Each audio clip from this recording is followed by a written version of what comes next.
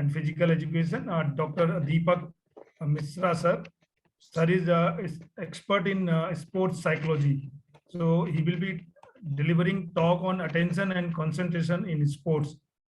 Sir is working as a scientific officer, SAI NIS Patiala. So on behalf of Ministry of Education, on behalf of Ministry of Youth Apparel and Sports, Government of India, Sport Authority of India, the eKhel Pathshala team, and on behalf of our principal, Dr. G.K. Sir, and on behalf of the entire organizing team from SAI LNCP Trivandrum, I, Dr. Naren Gangwar, would like to welcome our expert for the session, Dr. Deepak Misra. Sir, we are happy to see you here again for this batch. Thank you so much, sir. Thank you so much for your kind words. Or it is indeed a pleasure. It is indeed a pleasure to give this kind of grassroots lectures to people, so that means we can spread awareness about what these psychological parameters are and how we can try to remediate and look forward to use it in while we are looking at elite sports performance. So thank you so much, sir. With this, I think I'll share my screen and start the presentation. Am I audible, sir? Yeah. Sir. Clearly, sir. Sir, so can I share my screen, sir? Yeah, please. Thank you so much, sir. Thank you so much.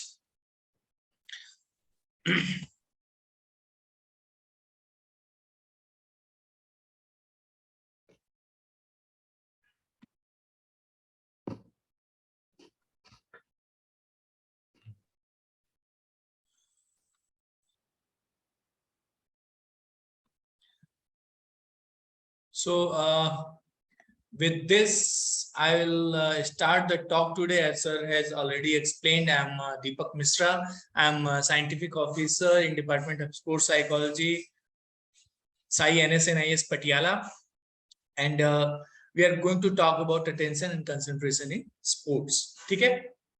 तो attention and concentration, sports में attention and concentration की बात करेंगे हम लोग, और attention and concentration को हम कैसे समझते हैं, स्पोर्ट्स में अटेंशन और कंसंट्रेशन को हम कैसे समझते हैं और इसका क्या यूज होता है, इसके बारे में मैं बात करूंगा।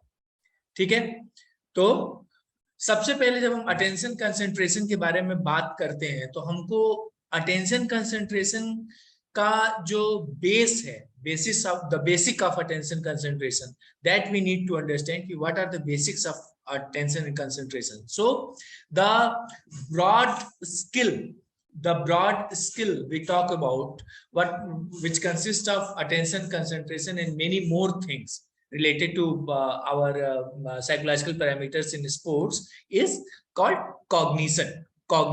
Okay, so cognition is the basic ability, which is the, you can say, means attention concentration is a part of our cognition. Okay? Attention concentration is a part of our cognition. There are many more other parts. We have memory, we have decision making, we have problem solving, we have self-regulation, we have planning. So many parts are there. Attention concentration is a part, and cognition is the major skill we are looking at. Okay, so cognition is has come from the Latin word cognoscere, which means to know, to conceptualize or to recognize. ठीक है, तो cognition का मतलब होता है क्या, कि किसी चीज के बारे में जानना, किसी चीज को conceptualize कर पाना या किसी चीज को recognize कर पाना। ठीक है, it deals with mental ability, या हमारी जो मानसिक क्षमताएं हैं उनसे डील करता है। cognition के अंदर हम इस चीज की स्टडी करते हैं कि लोग नॉलेज कैसे एक्वायर करते हैं और कैसे फिर उसको अप्लाई करते हैं। अब जब हम नॉलेज को एक्वायर करते हैं और अप्लाई करते हैं, जैसे आपको कहीं से कुछ सीखने को मिला, आप कोच हैं, आपने किसी बच्चे को कुछ सिखाया और आपने बच्चे को सिखाया और वो बच्चा, आप चाहते हैं कि वह उस चीज को जो है ऑन फील्ड अप्लाई करे। ठीक है, आपने उसको स्किल सिखाई है और आप चाहते हैं कि वो ऑन फील्ड अप्लाई करे। तो यह सिखाने और अप्लाई करने के बीच में क्या क्या चीजें आती है ना, कि आपने बच्चे को डिमॉन्स्ट्रेट करके सिखाया। अब वो जब आपका डिमॉन्स्ट्रेशन आंखों से देखता है और लास्ट इसका एंड है कि वह उसको फील्ड के ऊपर कर खुद करेगा, ठीक है। तो इसके बीच में क्या क्या होता है, जब वो आंखों से देखता है और वो जब अपने हाथों पैरों से करने की कोशिश करता है, तो इसके बीच में क्या क्या चीजें होती है, ठीक है। तो वही मेंटल प्रोसेस, कौन कौन सी मेंटल प्रोसेस इसके बीच में है, यह नेचुरल या आर्टिफिशियल भी हो सकता है, ठीक है। नेचुरल मतलब नेचुरल कॉग्निशन, जैसे कि नेचुरल कॉग्निशन जैसे हमारे अंदर सबके अंदर होता है कि हम लोग प्लानिंग करते हैं, प्रॉब्लम सॉल्विंग करते हैं, डिसीजन मेकिंग करते हैं, ये सारी चीजें हम लोग भी करते हैं। उसके अलावा आर्टिफिशियल किस तरीके से होता है, आपने देखा होगा कि आजकल जो है रोबोट्स के अंदर भी जो है ऐसी कैपेसिटी होती है कि वह डिसीजन मेकिंग कर सकते हैं। जैसे उसके रोबोट के सामने अगर दो तीन ऑप्शंस रखे जाएं तो उनमें से सही ऑप्शन को पिक कर सकते हैं। आर्टिफिशियल इंटेलिजेंस के अंदर जैसे बॉक्सिंग या कई सारे गेम्स के अंदर बहुत सारे वेरिएबल्स आ रहे हैं जो कि आपके पंच का काउंट, पंच की स्ट्रेंथ, पंच की वेलोसिटी, ये सारी चीजें कैलकुलेट कर सकते हैं। तो these are all part of cognition, artificial cognition. So इसलिए कहा जा रहा है कि कॉग्निशन जो है वह नेचुरल या आर्टिफिशियल दोनों हो सकता है। कॉग्निशन कॉन्शियस और अनकॉन्शियस भी हो सकता है। कई बार मतलब ज्यादातर हम क्या करते हैं कि हम किसी चीज के बारे में सोचते हैं, किसी चीज के बारे में हम जानबूझ करके सोचते हैं कि हमें कोई प्रॉब्लम सुलझानी है तो हम उसके सॉल्यूशन सोचते हैं कि इसमें क्या क्या सॉल्यूशंस हो सकते हैं। लेकिन कई बार ऐसा होता है कि आप मतलब जानबूझ करके कोशिश नहीं कर रहे हैं लेकिन फिर भी आपका दिमाग चल रहा है, तो that time it can be unconscious also, ठीक है। तो कॉग्निशन जो कि मैं कह रहा था, cognition is the you can say mother of all this mental abilities. Cognition जो है वो कहा जा सकता है is the mother of all this mental abilities. हम कहते हैं कि attention, concentration, planning, problem solving, decision making, self regulation, so many more are there, memory and so many things are there, ठीक है। तो cognition जो है is the mother of all this। अब हम क्या कह सकते हैं, cognition जो है, cognition is our higher mental process। जो भी हमारी higher mental processes है वह cognition है। या कॉग्निशन के अंदर जब हम कॉग्निशन की स्टडी करते हैं तो हम यह स्टडी करने की कोशिश करते हैं कि हम नॉलेज कैसे एक्वायर करते हैं और फिर उसको कैसे अप्लाई करते हैं। यानी कि जब हम कोई नॉलेज एक्वायर करते हैं और जब हम कोई नॉलेज अप्लाई करते हैं तो उसके बीच में हमारे दिमाग में क्या क्या चलता है, ठीक है। जब कोई नॉलेज हमको दी जाती है और जब हम उसको अप्लाई करने जाते हैं, जैसे मान लीजिए मैं यहाँ पर लेक्चर ले रहा हूं, ठीक है, आप मेरा लेक्चर सुन रहे होंगे और हो सकता है कि बाद में जाकर के आप ऑन फील्ड उसको करने की कोशिश करेंगे। जो चीजें मैं बताऊंगा, जो चीजें मैं एक्सप्लेन करने की कोशिश कर रहा हूँ, उन चीजों को आप विजुअलाइज करने की कोशिश करेंगे, आप अप्लाई करने की कोशिश करेंगे। तो इस बीच में, मेरे लेक्चर देने में और आपके अप्लाई करने के बीच में, आपके दिमाग में क्या क्या हुआ, क्या क्या चीजें आपके दिमाग में चली, वो ही जो है वह आपका कॉग्निशन है, ठीक है।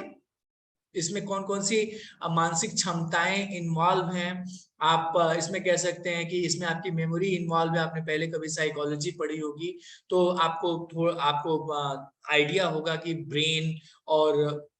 ब्रेन के अंदर हमारी short term memory, long term memory, visual memory, कई तरह की मेमोरीज होती हैं। जब हम जैसे थिंकिंग करते हैं तो थिंकिंग में हमारा ब्रेन में बहुत सारे पार्ट्स हैं जो कि उसके अंदर इन्वॉल्व होते हैं, verbal part, non verbal part, बहुत सारे पार्ट हैं वो इन्वॉल्व होते हैं। तो क्या क्या मेंटल प्रोसेसेस के अंदर इन्वॉल्व है, यह नेचुरल और आर्टिफिशियल दोनों हो सकता है।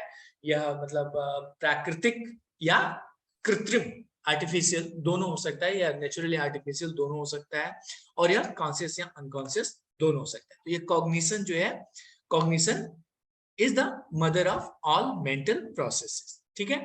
इसके बाद सेकेंड पर जब हम आते हैं, cognitive processes. Cognitive processes sports के अंदर कैसे, अब जब हम कहते हैं कॉग्निटिव प्रोसेसेस तो मैंने आपको समझाया कि cognition is the mother of all mental process, ठीक है। तो कॉग्निशन के अंदर जो प्रोसेसेस चलती हैं उन्हीं को हम कॉग्निटिव प्रोसेसेस कहते हैं, ठीक है। कॉग्निटिव प्रोसेसेस स्पोर्ट्स में कैसे इस्तेमाल होती हैं, ठीक है।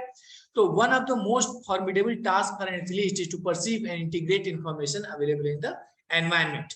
यानी कि हम ये कहते हैं ना कि हर एथलीट को, हर डिसिप्लिन के एथलीट को, चाहे कोई भी आप गेम की बात कर लो, तो उसको सबसे जरूरी काम क्या होता है कि वह यह जाने कि उसके आसपास क्या चलता है, ठीक है। हर एथलीट के लिए जानना बहुत जरूरी है। बॉक्सिंग का गेम है, आपका अपोनेंट आपके सामने खड़ा है, अपोनेंट के बॉडी मूवमेंट्स को, अपोनेंट के जेस्चर्स, पोस्चर्स, बॉडी मूवमेंट्स को देख करके आपको यह अंदाजा लगता है कि वह क्या करने वाला है।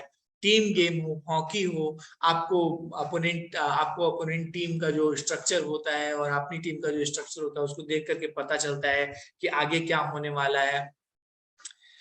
रेसलिंग टाइप का गेम हो, आपको अपने अपोनेंट को देख करके पता चलता है कि वो क्या करने वाला है। तो ये सारी चीजें हर गेम के अंदर, ये चीज है कि एक एथलीट के लिए सबसे जरूरी काम क्या है कि उसके आसपास जो चीजें चल रही हैं उन सारी चीजों को वह समझ करके, उन सारी चीजों को एक तो वह देखे और देख करके जोड़ के उसका एक निष्कर्ष निकाल पाए। ये एक एथलीट के लिए सबसे ज्यादा इंपॉर्टेंट काम है ना। जो हम कहते हैं ना, ये एक्चुअली अब बात यहां आ गई कि हम कहते हैं कि बॉडी और माइंड साथ में होना, है ना। हम कहते हैं कि बॉडी और माइंड साथ में होना। तो हम लोगों ने ये देखा, हम मतलब ज्यादातर ऐसा हुआ है कि हमारा एथलीट जो है वो बॉडी जो है वो ग्राउंड पे होती है, लेकिन माइंड जो है वह इंटीग्रेशन। अब यही पर डिस्टिंक्शन है कि जिन एथलीट्स की बॉडी और माइंड साथ साथ चलती है उनकी परफॉर्मेंस जो है वह काफी अच्छे लेवल पे जाती है। बॉडी और माइंड साथ में चल रहा है, जैसे हम कहते हैं ना कि बड़ा मतलब बहुत अच्छे से ये इसका बहुत अच्छा रिएक्ट करता है, इसकी रिफ्लेक्सेस बहुत अच्छी हैं इस एथलीट की, ये सारी चीजें। तो ये सारी चीजें होने का मतलब क्या है कि बॉडी और माइंड डिसीजन मेकिंग साथ साथ कर ले रहा है। बॉडी और माइंड साथ साथ चलेगा तो क्या होगा कि रिजल्ट्स जो है वह बहुत अच्छे आएंगे। लेकिन अगर केवल बॉडी चल रही है और माइंड साथ में नहीं चल रहा है तो क्या होगा कि सिचुएशंस के अंदर, भाई बॉडी चल रही है, आपको पता है कि क्या करना है, लेकिन कब क्या करना है ये जानने के लिए आपका माइंड साथ में होना चाहिए, है ना। कि आप एग्रेसिव हो गए, आपको पता है कि आप चाहते हो कि सामने वाले को जो है आप पंच कर दो, ठीक है, लेकिन वो पंच आपको कब लगाना है, वो पंच आपको 5 पंच की कीमत पे लगाना है या वह पंच आपको ऐसा लगाना है जिससे नॉकआउट हो जाए, है ना। तो ये जो है, ये दोनों का जो डिफरेंस है वही बॉडी और माइंड के साथ साथ होने का डिफरेंस है कि 5 पंच की कीमत पर आपको एक पंच मारना है या आपको एक पंच ऐसा मारना है जिससे कि नॉकआउट हो, ठीक है। तो that is body and mind coming together, ठीक है। These information processing take place in brain and called cognitive process, ठीक है। तो ये सारी जो इंफॉर्मेशन प्रोसेसिंग, इसको इंफॉर्मेशन प्रोसेसिंग कहते हैं कि ये जो सारी सूचना जो है, सूचना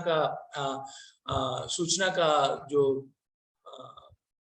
होता है, सारी सूचना का जो इकट्ठा करने वाला काम होता है वो ब्रेन के अंदर होता है और इसी को हम कॉग्निटिव प्रोसेस कहते हैं। कि हम कैसे देखते हैं कि मान लो हम ये देख रहे हैं कि इस तरीके से भी मूवमेंट हो रही है, उस तरीके से भी मूवमेंट हो रही है, समझ में नहीं आ रहा है कि किधर मतलब अटैक करने वाला है, क्या करने वाला है, ठीक है। तो इन दोनों चीजों के, तीनों चीजों के बीच में आपको जो 3 पॉसिबिलिटीज लगती है, उन तीनों पॉसिबिलिटीज के बीच में चूज करके आप जो सोल्यूशन निकालते हो, that is called problem solving and decision making, ठीक है। Decision making is a cognitive process, ठीक है। आप मैच में ऊपर नीचे हो रहे होते हो, मैच ऊपर नीचे हो रहा है, पॉइंट्स जो हैं आपके लगभग बराबर चल रहे हैं, आप ये करते हो कि कैसे मुझे अपने आप को मतलब कैसे मैच को प्रिवेल करना है या कहां तक इस मैच को खींच करके ले जाना है, क्या करना है, दैट इज कॉल्ड प्लानिंग, ठीक है। वो भी एक कॉग्निटिव प्रोसेस है।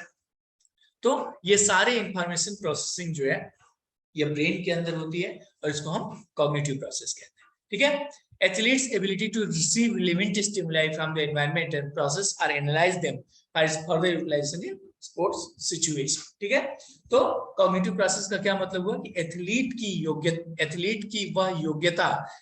की एबिलिटी, जबकि वह एनवायरमेंट से जो रिलेवेंट स्टिमुलाई है, जिन चीजों की उसके लिए वैल्यू है, जिन चीजों की उसके लिए वैल्यू है, उन चीजों को वह पिक कर पाए और पिक करके जो है उनको यूटिलाइज कर पाए, है ना। उन चीजों को पिक करके यूटिलाइज कर पाए तो वही कहलाएगा कॉग्निशन। जैसे gun shot for sprinter works as a stimulus received by sense organ, processed in brain and responses is start. ठीक है, तो गन शॉट की हम बात करते हैं, एथलेटिक्स के अंदर गन शॉट की बात कर रहे हैं कि गन शॉट जो है वह स्टिमुलस है।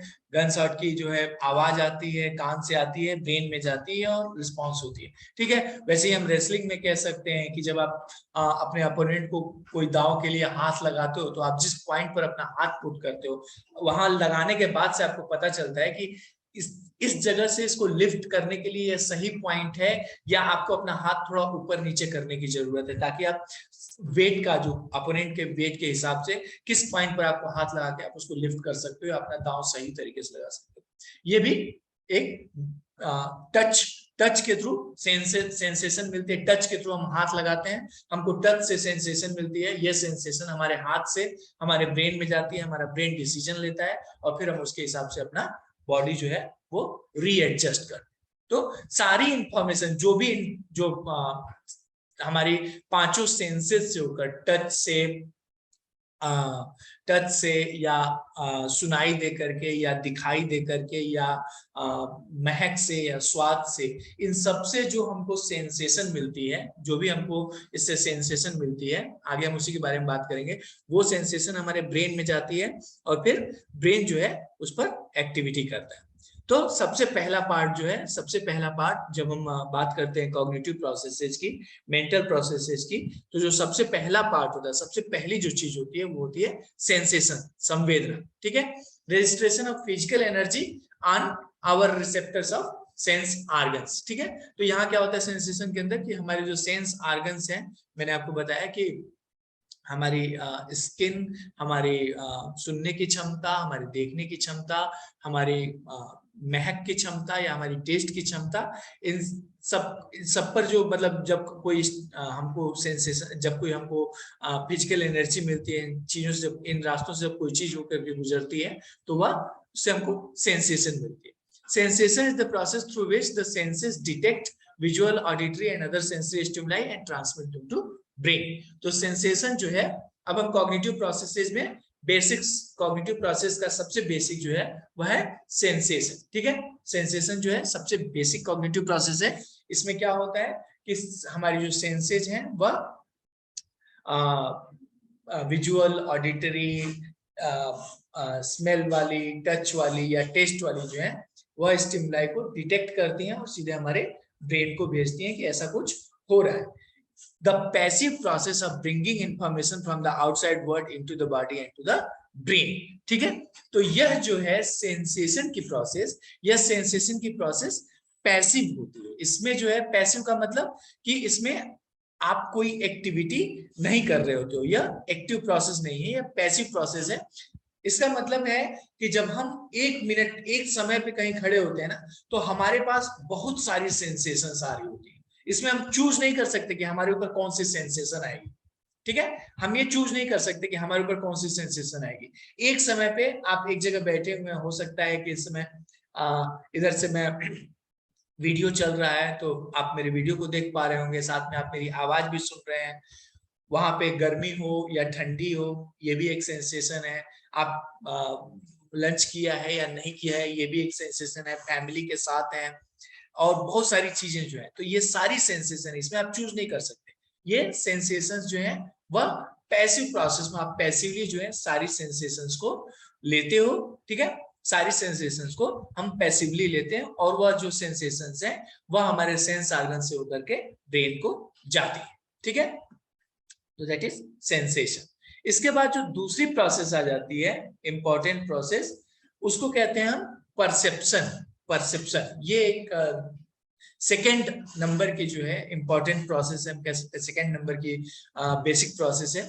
Perception is how people interpret the sensation. ठीक है, तो आप सेंसेशन को कैसे समझते हो, वही कहलाता है परसेप्शन। ठीक है, सेंसेशन को how you interpret the sensation, that is called perception. यानी कि it is meaning given to the sensation. जब आप सेंसेशन को मीनिंग दे देते हो तो वह बन जाता है परसेप्शन। ठीक है, जैसे क्या हुआ कि आपने एक आवाज सुनी, आवाज सेंसेशन है। ठीक है, लेकिन ये आवाज जब आप सुनते हो तो आवाज आपके कानों से होकर के आपके ब्रेन में जाती है। ठीक है, ब्रेन में जाती है, ब्रेन में बहुत सारे आपके फैमिली मेंबर्स के आवाजों की मेमोरी है, आपके फ्रेंड्स की आवाजों की मेमोरी है, आपके जानने वालों के आवाजों की मेमोरी है, सारी बहुत सारी मतलब लाखों करोड़ों ऐसी मेमोरीज आपके ब्रेन में है। आप कोई भी आवाज सुनते हो तो जब आप रियलाइज नहीं करते हो, लेकिन वो आवाज आपके कान से होकर के आपके ब्रेन में जाती है और उन सारी जो मेमोरी के ट्रेसेस हैं उनसे मैच होती है, और तब जाके आपको पता चलता है कि ये आपके मतलब ये आपके जैसे पेरेंट्स बोल रहे हैं, आपका भाई बोल रहा है, बहन बोल रहा है। हम ना एक मतलब आदमी एक कंप्यूटर की तरह से है। हमको लगता है कि हम इतनी मतलब हमको लगता है कि हम सबको पहचानते हैं, लेकिन हम एक्चुअली किसी को पहचानते नहीं है। हमारा दिमाग इतनी तेजी से काम करता है कि हमको ये पता नहीं चलता है कि हम किसको पहचान रहे हैं और किसको नहीं पहचान रहे, मतलब कितना टाइम लगा। लेकिन हम जनरली कंप्यूटर हैं और हम किसी को नहीं पहचानते, ठीक है। तो ये प्रोसेस जो है, आवाज आई, लाखों मेमोरी करोड़ों मेमोरी ट्रेसेस से वह मैच हुई, और तब जाकर के ये पता चलता है कि वह जो है आपके फादर की आवाज है, आपके मदर की आवाज है, आपके सिस्टर की आवाज है, जानने वाले की आवाज है, टीचर की आवाज है, किसकी आवाज, ठीक है। तो इतना मतलब इतनी प्रोसेसिंग होती है, और तब जाकर के आप उसको एक मीनिंग दे पाते हो कि यह जो है यह मेरे फादर की आवाज है। तो अब आपने क्या किया कि उस आवाज को एक मीनिंग दे दिया, आप समझ गए कि मेरे फादर मुझको बुला रहे हैं, तो यह हो गया परसेप्शन। जब तक आवाज थी तब तक केवल सेंसेशन था, जब आप उसको समझ गए कि वह आपके फादर की आवाज है तो वह परसेप्शन बन गया, ठीक है। The goal of perception is to create useful information of the surroundings. Perception का गोल जो है अपने सराउंडिंग्स के बारे में जानना समझना है। It is the active process of selecting, organising and interpreting the information brought to the brain by the senses, ठीक है। तो हमने ये कहा था कि सेंसेशन एक पैसिव प्रोसेस है जहां पर हम कुछ नहीं कर सकते, ठीक है। वहां पर बहुत सारी इंफॉर्मेशन जो है वह सेंसेशन के अंदर जो भी आपके आसपास हो रहा होता है वह आपके सेंसेस पे पड़ता है, ठीक है। लेकिन अब उस सारी इंफॉर्मेशन में से अपने मतलब की इंफॉर्मेशन, जिस इंफॉर्मेशन को आपको जरूरत है समझने की, है ना, उसको सेलेक्ट करना, उसको ऑर्गेनाइज करना और उसको समझना, वह प्रोसेस जो है वह कहलाती है perception. And it is a active process जहां पर कि आपको जो है एक्टिवली इन्वॉल्व होना पड़ता है। जैसे मैंने अभी आपको एग्जांपल दिया कि मैं लेक्चर दे रहा हूं, साथ में हो सकता है गर्मी हो रही होगी, हो सकता है कि लंच टाइम हुआ होगा, हो सकता है कि आपके कलीग्स आपके आसपास होंगे और किसी चीज दूसरी चीज के बारे में आपसे बात करना चाहते होंगे, हो सकता है आपको कोई और इंपॉर्टेंट काम भी होगा, ठीक है। अब इन सारे में से आप किसको चूज करते हैं? अगर आप ये चूज करते हैं कि मैं जो आपको बता रहा हूं उसको समझना इस समय ज्यादा जरूरी है, तो आप क्या कर रहे हैं कि आप बाकी सारी जो सेंसेशंस है उनको रोक करके और मेरी जो बात है उसको समझने की कोशिश कर रहे हो। तो ये आपका जो है एक्टिव प्रोसेस है, बाकी चीजों को रोक रहे हो, मेरी आवाज को आप सिलेक्ट कर रहे हो, मैं जो जो चीजें बोल रहा हूं उनको ऑर्गेनाइज कर रहे हो, और फिर इसका मतलब निकालने की कोशिश कर रहे हो कि मैं क्या कह, ठीक है। तो this is the active process of selecting, organising and interpreting the information brought to the brain by the sense, ठीक है। Every game has different important focus areas of perception. हर गेम का जो है अलग अलग जो फोकस एरिया परसेप्शन होता है। जैसे कांटेक्ट गेम्स की बात करें, जूडो, रेसलिंग, इन सारे गेम्स की बात करें तो perception of pain and pressure is important, ठीक है। कि वही मैं रेसलिंग और जूडो की बात कह रहा था कि आप कोई अगर आप दांव लगाना है, आपने हाथ लगाया, आप प्रेशर का जो परसेप्शन है कि आपने हाथ लगाया, टच के सेंसेशन से आपको पता चल रहा है कि सामने वाले का वेट आप यहाँ से लिफ्ट कर पाओगे या नहीं कर पाओगे, क्या आपको हाथ को एडजस्ट करने की जरूरत है। तो यहाँ पे जो हमारा परसेप्शन का पॉइंट इंपॉर्टेंट है वह परसेप्शन का जो फोकस एरिया है वह टच होगा, ठीक है। लेकिन स्विमिंग, ट्रैक एंड फील्ड, इनमें क्या है, swimming and track and field में क्या है कि यहाँ पर ऑडिटरी परसेप्शन ज्यादा इंपॉर्टेंट हो जाता है, कि गन्स आउट का परसेप्शन ज्यादा इंपॉर्टेंट हो जाता है, या कोच की डायरेक्शंस का जो परसेप्शन है कि ऑडिटरी आपको जो इंफॉर्मेशन मिल रही है उसका परसेप्शन ज्यादा इंपॉर्टेंट हो जाता है। तो अलग अलग गेम्स का जो है अलग अलग important focus area of perception, ठीक है। ओके, अब हम आ जाते हैं, अब जो मेन हमारा ये है इन सारी जो बेसिक प्रोसेसेस को समझने के बाद अब हमारा जो मेन एरिया आता है वह एरिया है अटेंशन। अटेंशन क्या होता है, ठीक है, अटेंशन क्या होता है। अब अभी तक की बात में हम ये समझ गए कि हमारी जो, चाहे मैं कह रहा था आपसे कि मतलब हम लोग कंप्यूटर हैं और हम मतलब कंप्यूटर है, हम किसी को जानते पहचानते नहीं, हमारे पास इंफॉर्मेशन आती है, दिमाग इतनी तेज से प्रोसेस करता है कि वो मतलब आपको पता भी नहीं चलता कि कब प्रोसेस कर लिया, और वह जान जाते हो कि ये भाई ये मेरा फ्रेंड है ना, ये मेरा फ्रेंड है, ये मेरे घर वाले लोगों की आवाज है। बहुत तेजी से प्रोसेस करता है, लेकिन फिर भी यह कैपेसिटी जो है वह लिमिटेड है। यह भी कैपेसिटी जो है, कैपेसिटी वह सीमित है ना, ये कैपेसिटी सीमित है। हम अगर 10 चीजों को एक साथ करना शुरू करेंगे तो यह उतनी तेजी से नहीं होगा जितने तेजी से अगर हम एक चीज को प्रोसेस करने की कोशिश कर रहे हैं, ठीक है। जैसे अभी हम लोग बात कर रहे थे ना कि यहाँ पर अभी मैं लेक्चर दे रहा हूँ और बाकी बहुत सारी चीजें चल रही हैं, ठीक है। तो अब अगर सब चीजों को आप करने की कोशिश करोगे तो सारी चीजें नहीं होंगी, क्योंकि आपकी कैपेसिटी जो है वह लिमिटेड है, सारे लोगों की कैपेसिटी लिमिटेड होती है। तो to save from information overload there should be some ingenious system, ठीक है।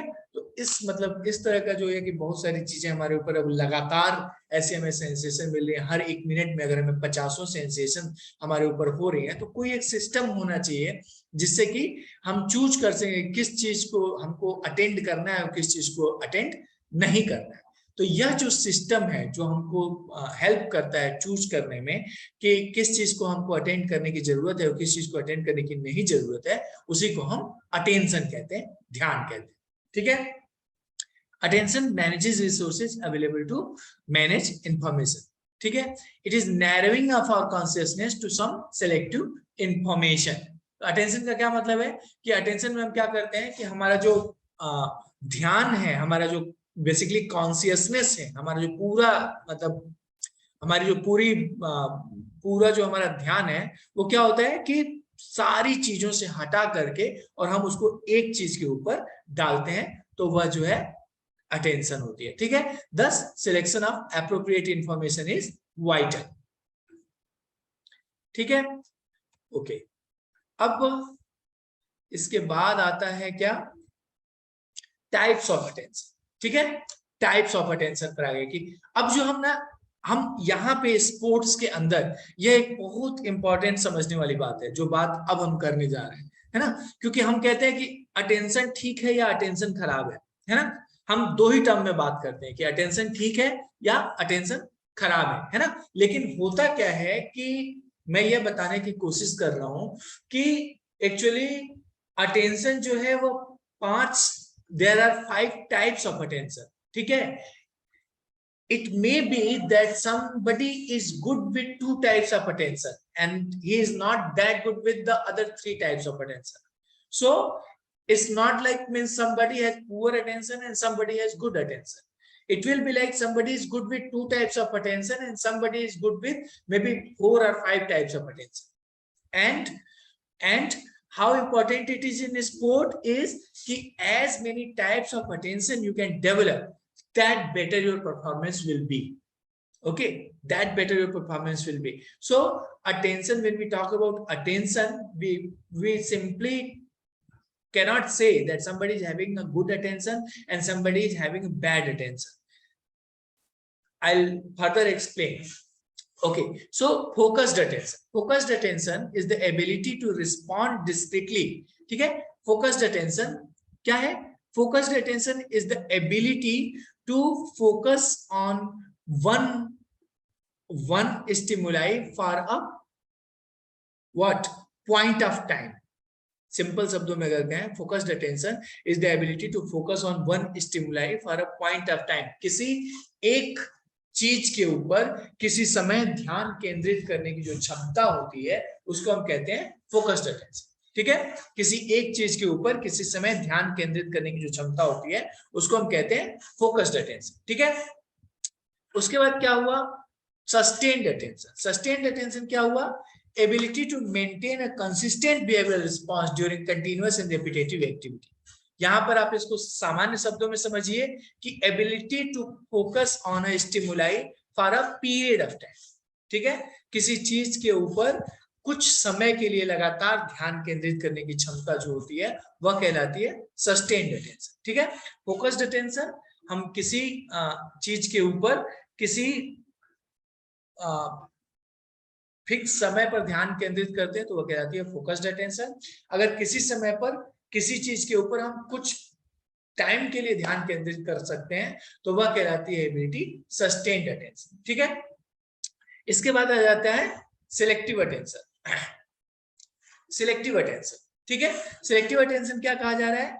Ability to maintain a behaviour और cognitive set in the face of distracting और कंपीटिंग स्टिमुलाई।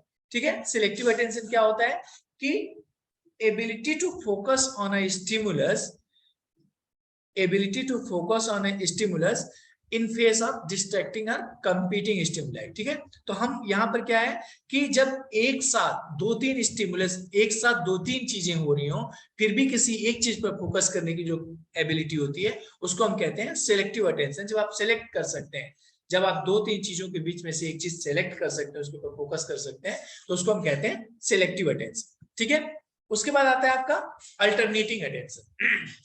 अल्टरनेटिंग अटेंशन, यहां पर क्या है कि आपको दो चीजों पर बारी बारी से ध्यान केंद्रित करना है, दो चीजों पर बारी बारी से फोकस करना है।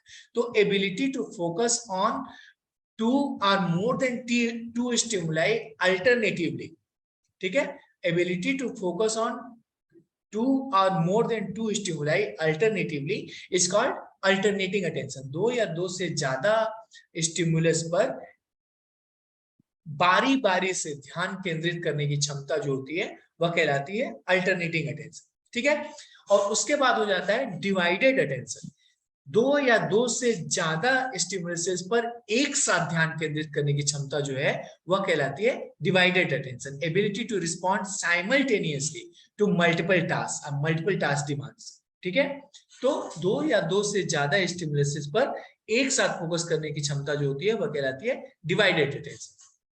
अब आप पांच आपने देख लिया, focused attention, sustained attention, selective attention, alternating attention and divided attention. अब हम इसको कैसे गेम सिचुएशन से रिलेट कर रहे हैं? मान लीजिए कि हम बात कर रहे हैं कि हम एक हॉकी के गेम की बात करें, हॉकी गेम की बात करें। ठीक है, इनिशियली क्या होता है, जब मैच शुरू होता है और आपको जो है क्या करना है कि बॉल, मतलब बॉल अभी मैच का अंदर कोई प्रेशर नहीं आया, अभी गेम प्लान भी बहुत ज्यादा कोई स्ट्रिक्टली नहीं है, आप द मैच है just started and it's kind of a warm up phase only. तो आप क्या करते हैं कि you just have to hit the ball so that it goes to your teammate or wherever it goes doesn't matter. Okay, so ability to focus on a stimuli for a point of time, that is called focused attention. ठीक है, तो यहाँ focused attention काम आएगा कि आप ball आपके पास आई, आपने उसको हिट कर दिया और वह आपके जो टीममेट है उसके पास चला गया, फोकस्ड अटेंशन। ठीक है, अब दूसरा हो गया sustained attention. Sustained attention, match थोड़ा आगे बढ़ा, मैच थोड़ा आगे बढ़ा और मैच थोड़ा आगे बढ़ा और आपने एक गेम प्लान बनाया है, आप इनिशियली स्कोर करने की कोशिश कर रहे हो। ठीक है, आप इनिशियली स्कोर करने की कोशिश कर रहे हो, आप देख रहे हो कि अपोनेंट कहाँ खड़ा है, आपका साथ का प्लेयर कहाँ खड़ा है और आपको जो है बॉल अपने साथ के प्लेयर को मूव करनी है। तो आप क्या करते हो कि you focus on the that ball for a period of time, थोड़ी ज्यादा समय के लिए आप फोकस करते हो and then you hit, so that becomes क्या, फोकस्ड अटेंशन। ठीक है, उसके बाद फिर आगे बढ़ता है मामला सिलेक्टिव अटेंशन। ठीक है, गोल ये क्या हो गया कि मैच थोड़ा सा आगे बढ़ गया और स्कोर होने लगा है ना, तो अब आप क्या कर रहे हो कि आप क्या कर रहे हो कि आपके पास आपके पास जो क्या है कि आपको दो तीन चीजों में से एक चीज के ऊपर फोकस करके, वहां पे आपके साथ के खिलाड़ी हैं, आपका गेम प्लान है, अपोनेंट्स मूव कर रहे हैं। ठीक है, और आपको जो है उनमें से एक चीज को फोकस करके उसके ऊपर करते रहना है। तो क्या होगा कि ये यहाँ पे आप क्या कर रहे हो कि ability to choose among number of stimulus, आप दो तीन स्टिमुलस में से एक स्टिमुलस चूज करके रिस्पॉन्ड कर रहे हो, that will become selective attention. क्या है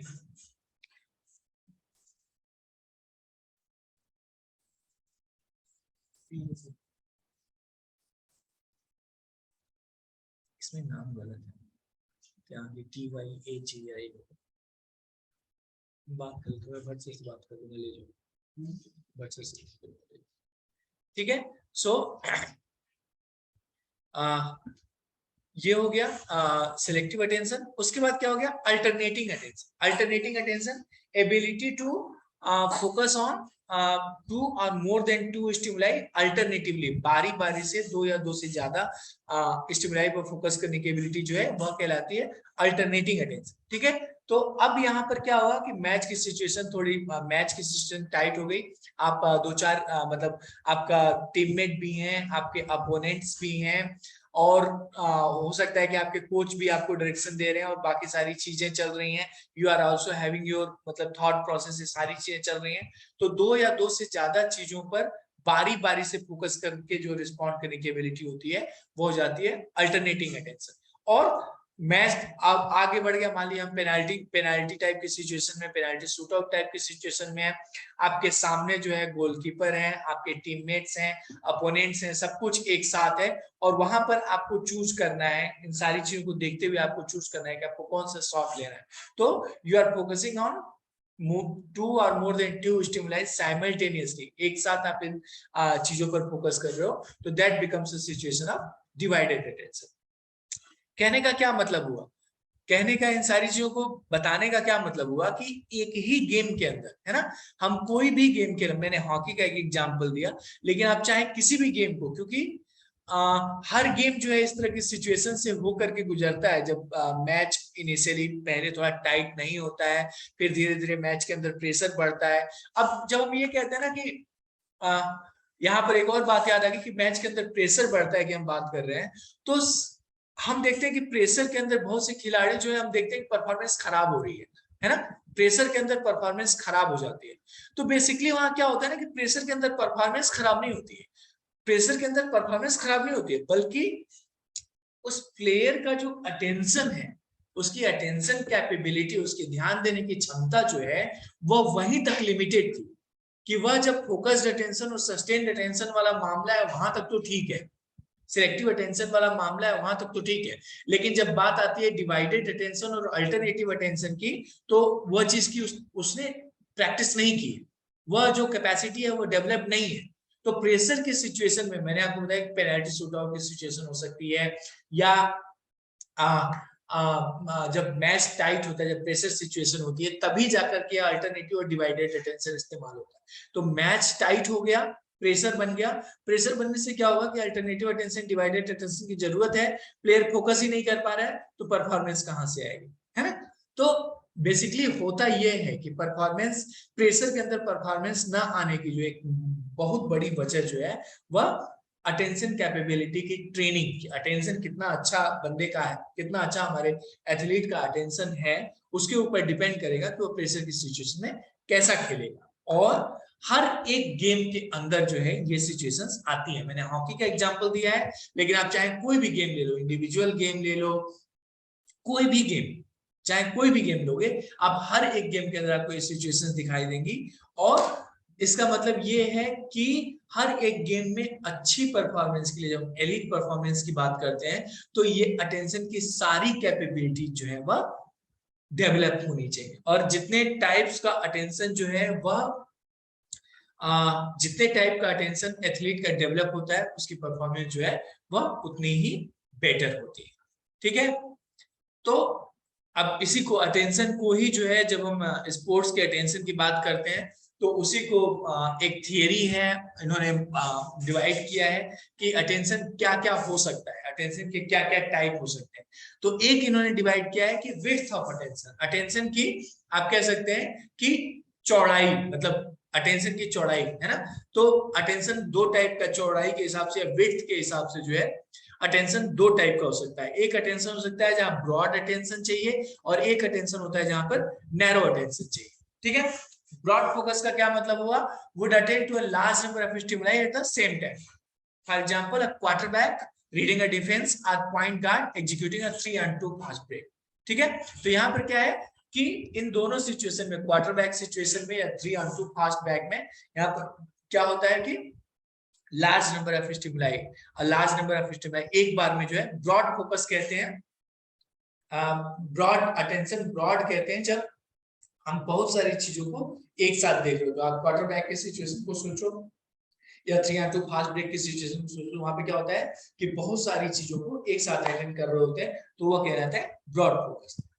नैरो फोकस, नैरो फोकस का क्या मतलब हुआ? गोल्फर लाइनिंग अप अ पट, ठीक है। तो गोल्फर, शूटिंग, आर्चरी, यहाँ पर क्या है कि फोकस नैरो है, ठीक है। तो नैरो फोकस, तो अटेंशन को इस तरह से भी डिवाइड किया गया है कि ब्रॉड फोकस है या नैरो फोकस है। अटेंशन को दिशा के हिसाब से भी डिवाइड किया गया, डायरेक्शन ऑफ अटेंशन, ठीक है। इंटरनल फोकस है या एक्सटर्नल फोकस है, ठीक है। इंटरनल फोकस का क्या मतलब होता है? Is directed inwards on thoughts and feelings, ठीक है। जब हमारा फोकस इंटरनल होता है तो हम क्या करते हैं? जब हम अपने आप को ऑब्जर्व करते हैं, ठीक है। जब हम अपने आप को ऑब्जर्व कर रहे हैं, जब हम अपने बॉडी रिस्पॉन्सेस को या मेंटल स्किल्स को खुद को ऑब्जर्व कर रहे हैं, तो वहां पर कहा जाएगा कि आपका फोकस इंटरनल है। External focus is directed to events happening in the environment.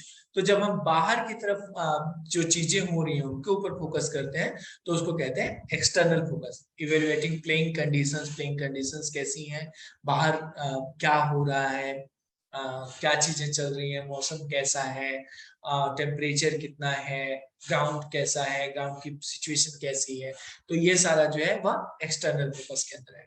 अब क्या किया है कि इसको आगे इन्होंने गेम के हिसाब से हमारा कैसा फोकस होना चाहिए उसको डिवाइड करने की कोशिश की है, ठीक है। ये देखिए अटेंशनल स्टाइल मॉडल बन गया और इन्होंने गेम के हिसाब से जो है इसको अटेंशन को डिवाइड करने की कोशिश की है कि किस गेम के हिसाब से आपका क्या या किस स्किल के हिसाब से आपका क्या फोकस होना चाहिए, ठीक है। तो जब हम देखते हैं तो यहाँ पर 4 क्वार्टर्स आपको दिखाई दे रहे हैं। एक जो एक्सिस है, एक्स एक्सिस पर इंटरनल और एक्सटर्नल है और वाई एक्सिस पर ब्रॉड है, नैरो। तो हर एक क्वार्टर जो है वो अलग अलग बन जाता है। आप जैसे अपने लेफ्ट हैंड कॉर्नर में देख रहे होगे, लेफ्ट हैंड कॉर्नर में आप ऊपर साइड में वो कहलाएगा ब्रॉड एंड इंटरनल। तो जब हमारा फोकस ब्रॉड होता है और इंटरनल होता है, जब हमारा फोकस ब्रॉड होता है और इंटरनल होता है, जब हम बहुत सारी चीजों के बारे में सोच रहे होते हैं और अपने अपने अंदर सोच रहे होते हैं, तो वह किस तरह की सिचुएशन में वो हमारे लिए हेल्पफुल होता है? जब हम analytical planning strategy reviewing previous performance, तो जब हम एनालिसिस या प्लानिंग कर रहे होते हैं, जब हम एनालिसिस या प्लानिंग कर रहे होते हैं और अपने प्रीवियस परफॉर्मेंस का रिव्यू कर रहे होते हैं, तो उस समय जो है हमारा फोकस ब्रॉड और इंटरनल होना चाहिए। इंटरनल फोकस होगा, अपने मतलब अपनी थॉट प्रोसेस पर ध्यान देंगे और बहुत सारी चीजें एक साथ होंगी। तो जब हम एनालिसिस प्लानिंग कर रहे हैं या प्रीवियस परफॉर्मेंस रिव्यू कर रहे हैं तो उस समय हमारा फोकस ब्रॉड इंटरनल होगा। अच्छा, अब हमारा फोकस नैरो इंटरनल कब होगा? नैरो इंटरनल कब होगा? जब हम अंदर की तरफ ध्यान दे रहे हैं और बहुत मतलब एक चीज के ऊपर फोकस कर रहे हैं, किसी ज्यादा चीजों के ऊपर फोकस नहीं कर रहे हैं।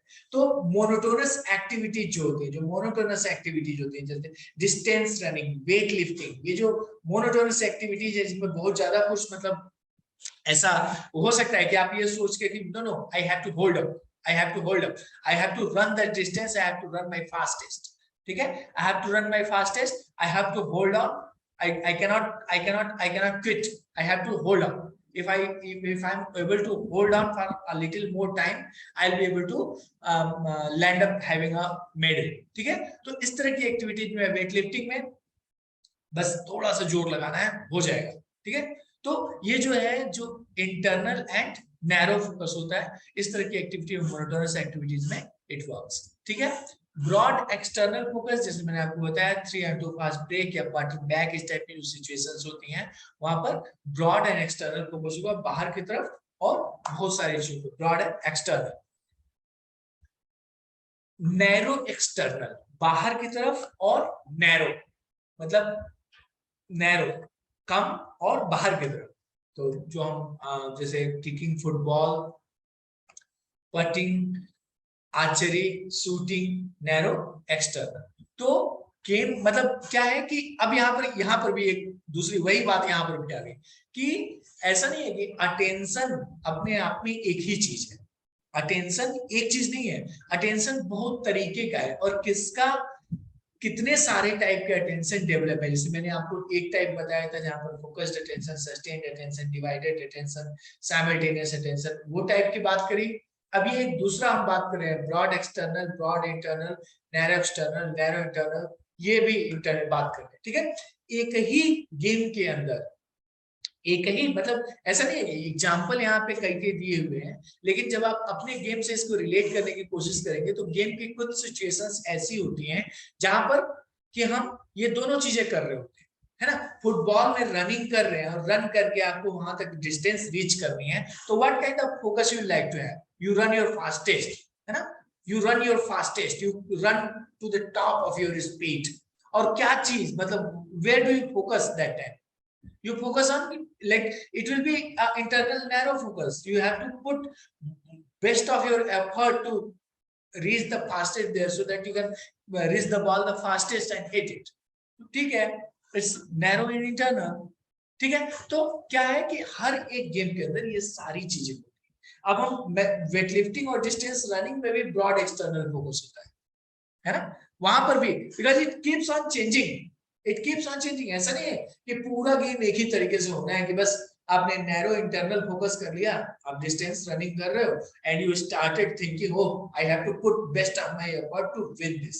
Okay, so you are having narrow internal focus कि if I am like, focus कर लिया कि मुझे जो है अपना हार्ट रेट नॉर्मल रखना है ना, नॉर्मल रखना है हार्ट रेट, और हार्ट रेट अगर मैं नॉर्मल रखा तो चल जाएगा।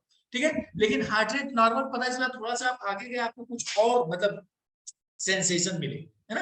हो सकता है कि you start feeling tired, may be it is hot और समथिंग, कुछ और है। ठीक है, तो वहां पर क्या है ना कि आपका फोकस बदलता है। ठीक है, ऐसा नहीं कि एक ही चीज से काम चल जाए। ये चारों टाइप के अटेंशन आपके पास होने चाहिए। और अगेन वही बात कि जिस एथलीट का जो भी जितना ज्यादा टाइप्स ऑफ अटेंशन डेवलप होता है, उसकी परफॉर्मेंस उतना ज्यादा अच्छी होती है। ठीक है, इसके बाद हम आते हैं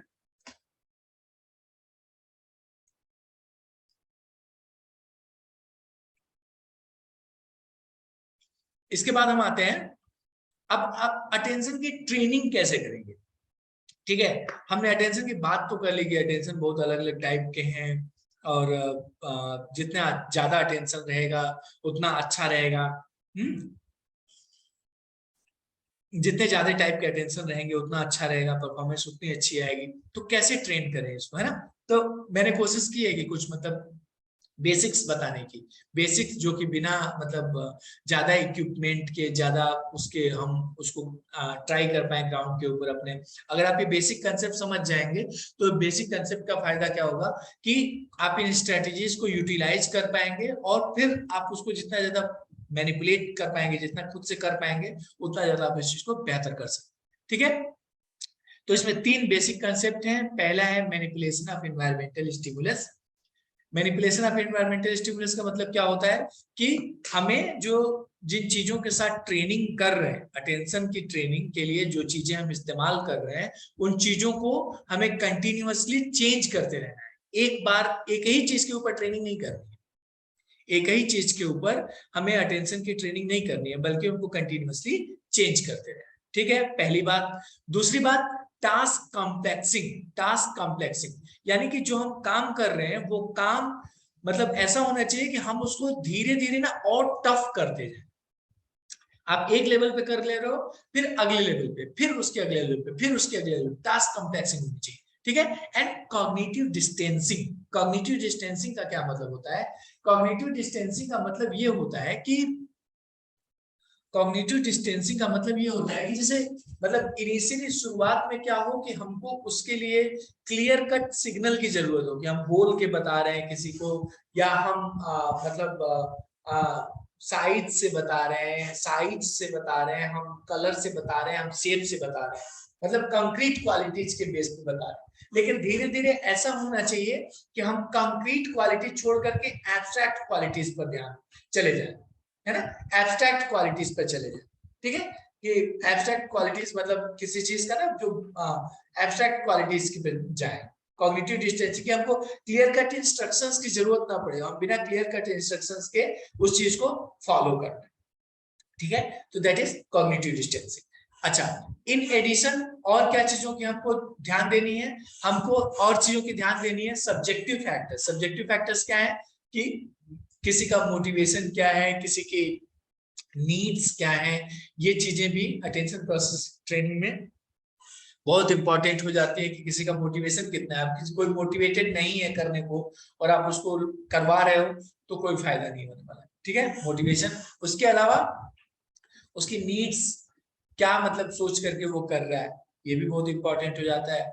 ऑब्जेक्टिव फैक्टर्स क्या है, duration, frequency, novelty, movement, size, ये सारी चीजें जो है, ये जो मैं कह रहा था कि मैनिपुलेशन ऑफ एनवायरमेंटल स्टिमुलाई, तो ये हमें मैनिपुलेट करनी है, ठीक है। अब क्या क्या कर रहा है, ओरिएंटिंग प्रोसीजर। फोकस्ड अटेंशन के लिए क्या करना है, the goal of this procedure is to encourage athletes to monitor their activities consciously, thereby avoiding attentional lapses। तो फोकस्ड अटेंशन के लिए, जो मैंने अटेंशन में सबसे पहले बात कही थी, फोकस्ड अटेंशन को ठीक करने का सबसे मतलब अच्छा करने का सबसे अच्छा तरीका, सबसे आसान तरीका क्या है कि हम ओरिएंटेशन करें, है ना, कि हम जो कहते हैं ना, जैसे किसी काम को करने से पहले ना उसके बारे में सोचें, उसको हल्का फुल्का, जैसे हम वार्म अप करते हैं, वार्म अप किस लिए कर रहे हो, वार्म अप कर रहे हो आप अपनी एक्टिविटी करने के लिए, है ना। तो वैसे ही वहां पर जो अटेंशन रिक्वायरमेंट है, आपके गेम के अंदर जो अटेंशनल रिक्वायरमेंट है, आप उन अटेंशनल रिक्वायरमेंट का कुछ बेसिक मॉडल बना सकते, कुछ बेसिक मतलब उसको करा सकते हो कि अगर उस एथलीट उसको करता है तो क्या होता है कि ओरिएंटेशन हो जाता है। या ऐसी बात है ना कि जैसे पेंट लगाने के पहले आप प्राइमर लगाते हो, तो प्राइमर लगाओगे तो पेंट का कलर अच्छा आएगा, लेकिन बिना प्राइमर लगाए अगर पेंट लगाओगे तो पेंट का कलर उतना अच्छा नहीं आएगा, ठीक है। तो ये ओरिएंटेशन उस तरह की बात है। उसके बाद क्या है, पेसिंग, ठीक है। The goal of pacing is two fold. Pacing का क्या मतलब होता है कि जो हमारा मेन गोल है, जो हमारा मेन गोल है, उस गोल को कई पार्ट में तोड़ दे, ठीक है। जो मेन गोल है उस गोल को कई पार्ट में तोड़ दे और वन बाय वन उसको पूरा करें, है ना। मेन गोल को हम कई पार्ट में तोड़ दें और उसको वन बाय वन पूरा करें। उससे क्या होता है कि एक समय में एथलीट जो है वो कितना कर सकता है, उसको इस चीज का रियलिस्टिक एक्सपेक्टेशन रहता है कि हम इतना कर सकते हैं और वो उसी के ऊपर फोकस करता है। एंड देन ये भी है कि वह ज्यादा समय के लिए, मतलब अगर आपने एक गोल को 10 पार्ट में तोड़ा हुआ है तो वह ज्यादा समय के लिए उसके ऊपर फोकस कर पाता है। एंड की आइडियाज लॉग, इंडिविजुअल कैन मतलब एक अगर लॉग मेंटेन करते हैं कि भाई क्या क्या चीजें करनी है, कैसे कैसे करनी है, तो अगर वो एक लॉग मेंटेन करते हैं, एक डायरी मेंटेन करते हैं, तो वह भी फोकस्ड अटेंशन के लिए अच्छा होता है, ठीक है। उसके बाद आता है सस्टेन्ड अटेंशन, ठीक है। Exercises that require listening for one type of target word और sequences, exercises that require listening for one type of target word sequence attention and pressing a buzzer when the target is identified, ठीक है। Sustained attention का क्या मतलब, मैंने क्या कहा था वहां पर कि ability to focus on a stimuli for a period of time. यहाँ पर क्या हुआ कि आपने एक स्क्रिप्ट सुनाई, एक आपने कुछ दे दिया, जैसे हो सकता है कि मतलब कुछ एक पैरा दिया, पैरा जो है वो पैरा चल रहा है, टेप रिकॉर्डर के ऊपर एक पैरा चल रहा है, दो पैरा चल रहा है, और आपने उसको बोल दिया कि जब भी उसमें बीच में इस वर्ड आएगा या आर वर्ड आएगा या यू वर्ड आएगा, तब तुम हो सकता है कि अपना टेबल टैप करना, अगर आपके पास बजर है तो बजर दबाना, ठीक है। तो यहाँ से क्या होता है कि ये ट्रेनिंग होती है कि एक पीरियड ऑफ टाइम के लिए, जितने देर में दो पैरा चल रहा है, उस पीरियड ऑफ टाइम के लिए एथलीट फोकस करता है, और जितनी बार वो आता है, जितनी बार उसमें इज, एम, आर या जो भी वर्ड आपने चूज किया वो आ रहा है, तो वह फोकस्ड सस्टेन्ड अटेंशन का एक वो होगा, ठीक है। Paragraph listening comprehension exercises, paragraph पढ़ करके और कितना ग्रास्प कर पा रहा है उसको, है ना, तो वह भी सस्टेन्ड अटेंशन का है। Exercises that require sequencing and auditively presented number series in an ascending and descending order, ठीक है, ये है। या मेंटल मैथ एक्टिविटी, ये जो है या सस्टेन्ड अटेंशन के लिए हम यूज कर सकते हैं। उसके बाद आती है selective attention, area of the sustained attention task with background distractor. Selective attention क्या था कि दो या दो से ज्यादा स्टिमुलाई के बीच में एक स्टिमुलाई के ऊपर फोकस करने की एबिलिटी, ठीक है। तो हमने कहा कि एक पैराग्राफ, दो पैराग्राफ जो है वो सुनाई दे रहा है और उस पैराग्राफ के बीच में इस, एम, आर टाइप का जो वर्ड आएगा, जब आएगा तो आपको बजर प्रेस करना है, ठीक है। अब इसमें आपने क्या किया कि पैराग्राफ तो चल ही रहा है और पैराग्राफ के साथ में जो है पीछे से हो सकता है कि कोई भी मतलब डिस्ट्रैक्टिंग चीज चल रही है, टीवी चल रहा है साथ में, या अगर आप ऑडिटरी साथ साथ नहीं करना चाहते हैं तो कुछ और हो सकता है कि कुछ और बच्चे वहां पर खेल रहे हैं या कुछ ऐसा हो रहा है, या आप ही किसी को कुछ पढ़ा रहे हो साथ में वो भी चल रहा है कंटिन्यूअसली, ऐसा डिस्ट्रैक्टर, तो वो सिलेक्टिव अटेंशन के लिए एक्टिविटी इस्तेमाल हो जाती है। Task involving placement of visual distractor overlay on top of a paper pencil activity. Paper pencil activity के ऊपर कुछ विजुअल डिस्ट्रैक्टर ओवरले कर देने से वो भी सिलेक्टिव अटेंशन की एक्टिविटी कहला सकती है। अल्टरनेटिंग अटेंशन क्या था? Ability to focus on two और more than two stimuli alternative, ठीक है। तो exercises that require listening for one type of target word और sequence on attention tabs and then switching to listening for a different type of target word, ठीक है। तो हम ये कर सकते हैं कि हम टारगेट, जैसे हमने पैराग्राफ लिसनिंग एक्टिविटी करी थी कि 2 पैराग्राफ एक साथ चल रहे हैं, आपने पहले 10 सेकंड तक, पहले 25 आधे मिनट तक बोला कि आपको ईस्ट पर ध्यान देना है, उसके बाद से फिर आधे मिनट जो है आपको एम पर ध्यान देना है, ठीक है, फिर आधे मिनट। और ये जो है जितनी ज्यादा वहां पे वही बात हो रही थी कि manipulation of environmental stimuli is most important, ठीक है। तो मैनिपुलेशन का मतलब ये कि सेम पैराग्राफ हर बार नहीं रिपीट होना चाहिए, वो पैराग्राफ बदलता रहना चाहिए, और पैराग्राफ भी कॉम्प्लेक्सिटी, मतलब पहले ऐसा हो जिसमें टारगेट वर्ड जो है वो कम आए, धीरे धीरे ऐसा हो कि इसमें टारगेट वर्ड जो है वो ज्यादा से ज्यादा बढ़ता जाए। लैंग्वेज, जो लैंग्वेजेज एथलीट समझ सकता है, हिंदी, इंग्लिश, पंजाबी, या आप जहां भी हैं मलयालम, तेलुगु, कन्नड़, कुछ भी हो सकती है, ठीक है। तो अलग अलग जितना ज्यादा आप उसको मैनिपुलेट करेंगे उतना ज्यादा जो है उसका फायदा मिलेगा। Paper pencil tasks that require alternating between generating numbers or letter that come before after presented target in a number line or alphabet, ठीक है। तो किसी मतलब जैसे आपने एक नंबर सीरीज दे दिया, आपने एक नंबर्स लिख के दे दिए कि कोई भी नंबर्स आपने 50 नंबर लिख के दे दिए, ठीक है। पहले क्या करना है कि पहले 10 नंबर तक उस आपको एथलीट को उसके आगे वाला नंबर लिखना है, ठीक है, और 10 सेकंड के बाद से जो वर्ड्स हैं उनके पीछे वाला नंबर लिखना है। तो ऐसे जो बदलता रहने वाला, तो ये अल्टरनेटिंग अटेंशन की activities where the respondent begins with a designated number and then switches between adding and subtracting selected numbers, ठीक है। आप एथलीट जो है जो आपका जो एथलीट है, आपने उसको एक नंबर दे दी, चलो 19, ठीक है। 19 में आप 3-3 काउंट करके 10 सेकंड तक बताओ, ठीक है। 10 सेकंड तक 3-3 काउंट करके बताता, और जहां पहुंचा वहां बोलिए कि फिर 7-7 माइनस करके बताओ, ठीक है, 3, 7। और इसकी कॉम्प्लेक्सिटी जो है वह आपके ऊपर डिपेंड करती है कि आपने एक बड़ा नंबर दे दिया, आपने एक बड़ा नंबर दे दिया और बड़े सब्सट्रैक्शंस दे दिए, कि मान लो आप ये कह सकते हो कि आप 882 में से जो है 17 माइनस करके बताओ, ठीक है, 10 सेकेंड के अंदर कितने कर पाओगे? हो सकता है कि 2-3 ही कर पाएगा।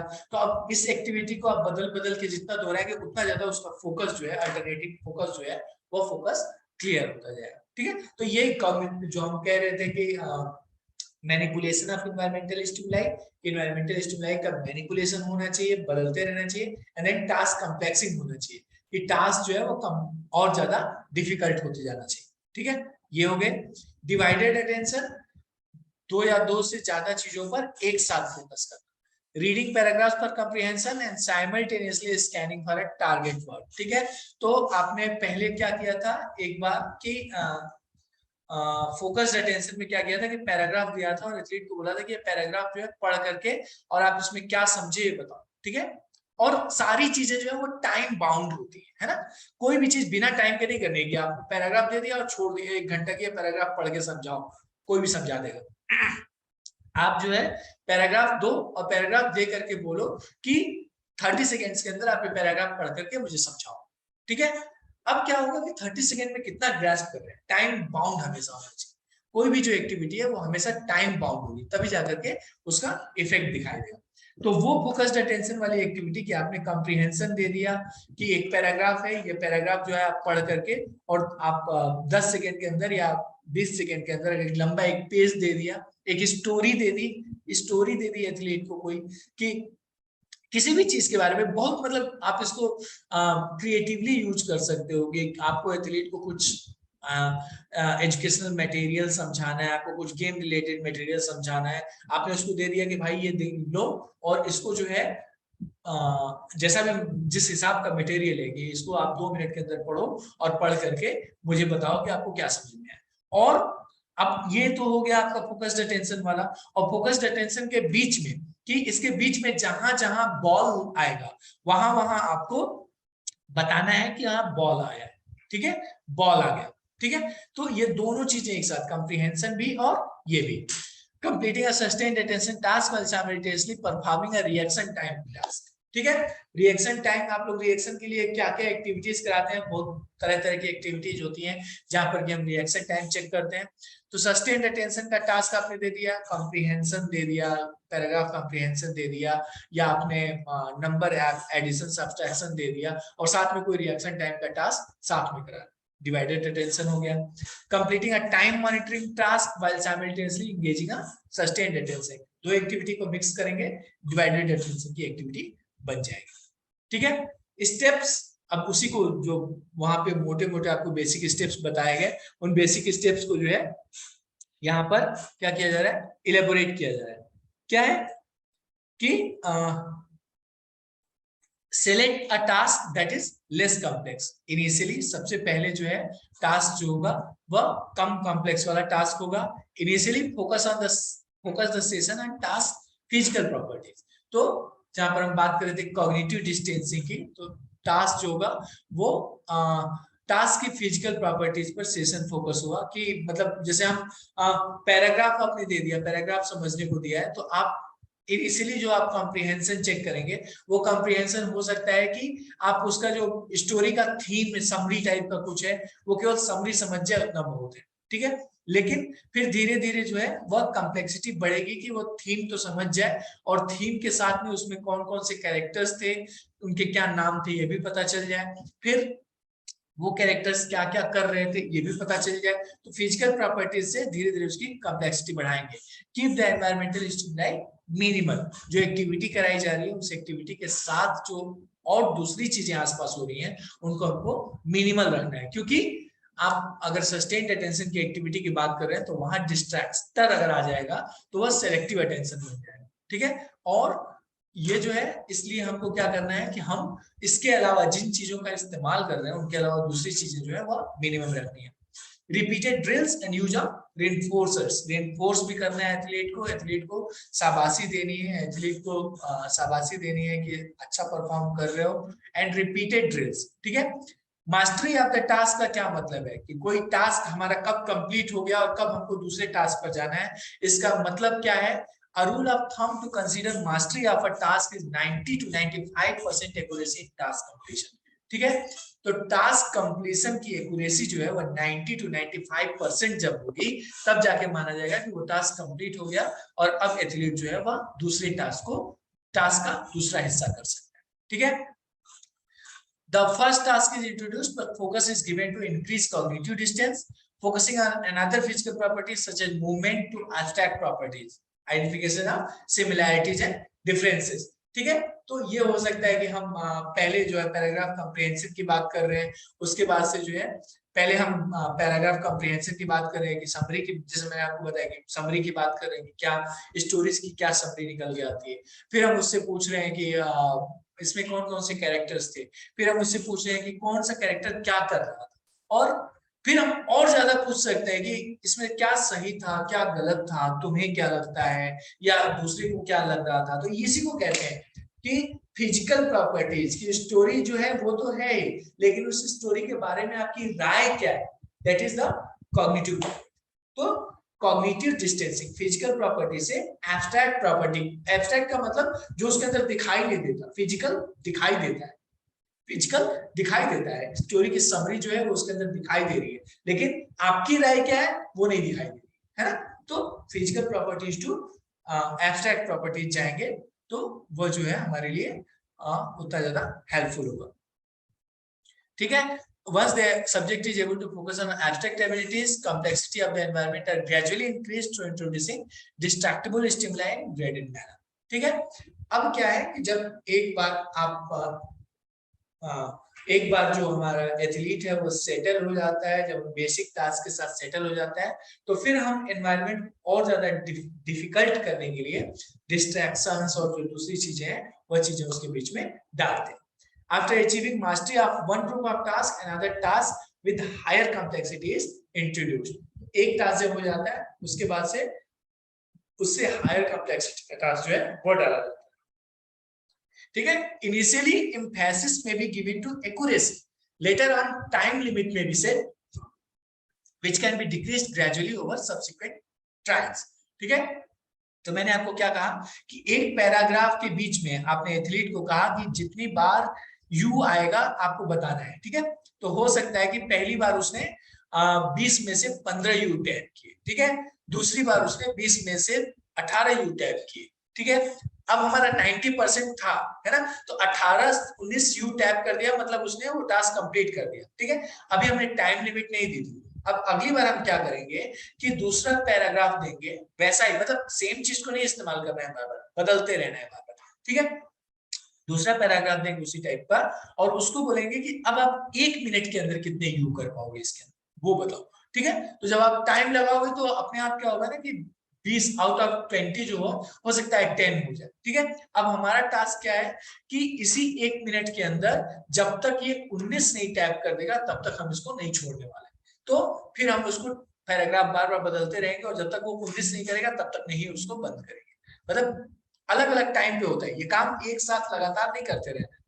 आप उससे ये एक्टिविटी 1-2 बार करा करके, 2-3 बार 4 बार करा करके उस दिन के लिए बंद करो, फिर दूसरे दिन दोहराओ, फिर उसके अगले दिन दोहराओ. तो एक टाइम पर जो हो सकता है आप 10-15 मिनट के लिए कर सकते हो, उसके बाद से फिर अगले दिन उसको रिपीट करना.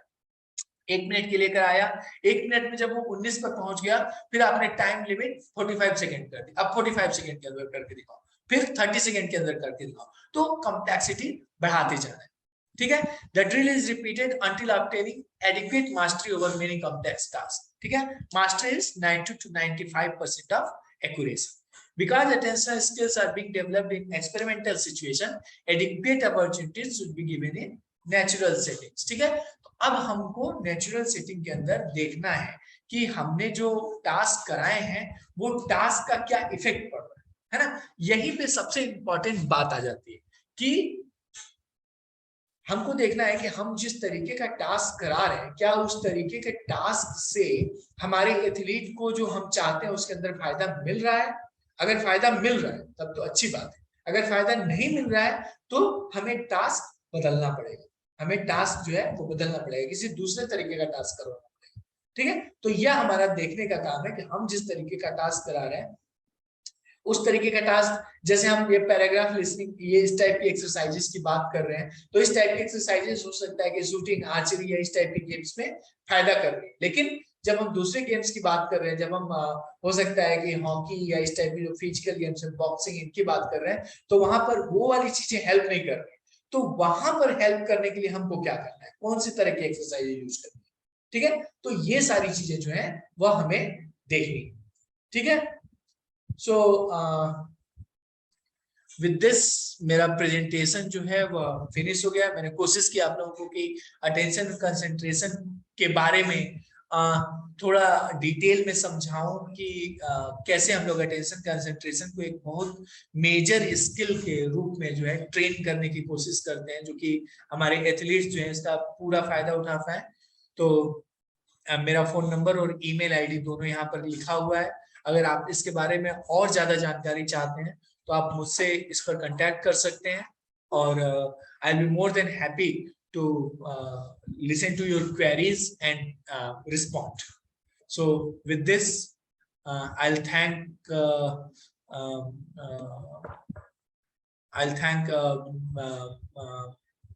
Principal Sir and the whole team of ePathshala for giving us this wonderful opportunity to share our knowledge with all the participants. Thank you so much, sir. So yeah, thank you so much sir, and it was such a very wonderful session and बहुत informative था sir. आपने बहुत सारे practical experiences share किए और like definitely participants को बहुत ज्यादा बेनिफिट होने वाला है. सर क्वेश्चंस हम लोग लेते हैं. जी जी सर. एक संदीप कुमार मिश्रा हमारे पार्टिसिपेंट्स हैं, उन्होंने बोला है how we can help athlete to improve their attention and focus. Sir वही अटेंशन एंड फोकस इंप्रूव करने के लिए जो हम कह रहे हैं कि जैसे एक तो ये चीज होती है ना, मैंने एक मतलब अपने एक्सपीरियंस शेयर करता हूँ कि हम लोगों ने ये चीज महसूस की है कि कई बार ऐसा होता है ना कि जो हमारा अटेंशन स्पैन होता है, नॉर्मल अटेंशन स्पैन, वो बहुत लिमिटेड होता है, बहुत लिमिटेड होता है। 5 to 6 मिनट्स का टाइम है कि हमारा अटेंशन स्पैन वहां तक जाता है, ठीक है। तो ये हो सकता है कि डिफरेंट टाइप की एक्टिविटीज करा करके, जैसे मैंने अभी बहुत सारी एक्टिविटीज शेयर की कि पैराग्राफ लिसनिंग एक्सरसाइजेज हैं, पैराग्राफ लिसनिंग एक्सरसाइजेज आप कर सकते हैं। उसके अलावा आप कोई बॉल से एक्टिविटी प्लान कर सकते हैं कि डिफरेंट बॉल्स का मूवमेंट, इवन जो हमारे मोबाइल फोन्स में वीडियो गेम्स होते हैं, those video games if played in a controlled manner are very helpful for attention concentration, ठीक है। तो वो जो वीडियो गेम्स होते हैं, क्योंकि उनमें जो मैं बातें बार बार कह रहा हूं, आप नोटिस करेंगे कि जो बातें मैं बार बार कह रहा हूं, those things are already inbuilt on those video games। वो उनका क्या होता है कि एकदम बेसिक से शुरू करते हैं, कॉम्प्लेक्सिटी बढ़ती जाती है, स्पीड बढ़ती जाती है, उसकी हैप्पीनेस बढ़ती जाती है। तो that is a very good method if it is used in a controlled way, so it will be helpful for training on attention and concentration, sir। Thank you sir. अगला question है सोनू कुमार, हमारे participants हैं जी। कि खिलाड़ी को खेल के दौरान ध्यान को एकाग्रित करना कितना कठिन है, और उसे हम कैसे समझा सकते हैं कि गेम के दौरान, मतलब ना जैसे गेम में प्लेयर को कैसे कंसंट्रेट करना है। सर या ये मैं फिर से वही बात है पर आता हूं कि एक्चुअली ध्यान को सच में मतलब लगाना जो है कठिन काम है ना, क्योंकि हमारी नेचुरल जो कैपेसिटी है, नेचुरल ह्यूमन कैपेसिटी ही जो है वो 5-6 मिनट तक ही हम फुल फोकस करते हैं किसी चीज के ऊपर। 5-6 मिनट से ज्यादा हम फोकस नहीं कर पाते, है ना। और वो और ज्यादा इंपॉर्टेंट कब बन जाती है जब हम कंपटीशन की बात करते हैं, क्योंकि इस कोई भी ऐसा कंपटीशन नहीं है जिस कंपटीशन में प्रेशर नहीं होगा। प्रेशर हर कंपटीशन में होगा, ठीक है। तो प्रेशर का नतीजा क्या होता है कि 5-6 मिनट तक आपका अटेंशन है, और 5-6 मिनट के बाद अगर आप अपना अटेंशन लूज कर रहे हो और प्रेशर वैसा ही बना हुआ है, तो क्या होगा, आप इरिटेट हो जाओगे, ठीक है। अब अगर आप इरिटेट हो जा रहे हो तो क्या होगा, आपकी जो एक्सपीरियंस है, आपकी जो एबिलिटीज है, उन एबिलिटीज को आप यूटिलाइज नहीं कर पाओगे, है ना। तो हो सकता है और 5-6 मिनट के अंदर कोई जरूरी भी नहीं है कि आप अपना पर्सनल बेस्ट कर जाओगे, है ना।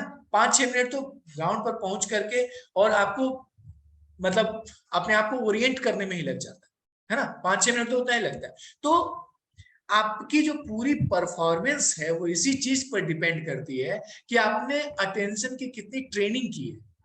बहुत सारे ऐसे ये जो चीजें हैं, जैसे 5-6 मिनट का जो आपका टाइम है, अगर आप ट्रेनिंग करके इसको 10 मिनट कर लो, अगर 15 मिनट कर लो, 20 मिनट कर लो, तो क्या होगा कि आपको ओरिएंटेशन के लिए कपल ऑफ मिनट्स मिलेंगे। उसके बाद आपका अगर अटेंशन रहेगा, अगर आप if you don't lose focus and you don't get irritated, you will be able to perform to your personal best and even better. ये that is the importance of attention, sir. Sir thank you so much.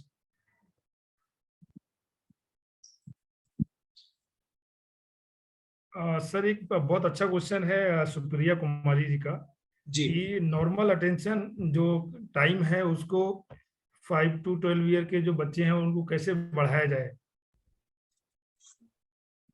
Sir again फिर वही चीज है कि हम activities, जो हमारी activities है, जैसे मैंने आपको एक बहुत सिंपल एक्टिविटी बता दी कि बहुत सिंपल एक्टिविटी जो गेम्स होते हैं, फोन्स के अंदर गेम्स होते हैं, that is really useful. Computer के अंदर डिफरेंट टाइप के गेम्स हैं, that is really very useful. जो न्यूज़पेपर्स में एक्सरसाइजेज आती हैं, sudoku is a very popular exercise and that is really very helpful for attention concentration.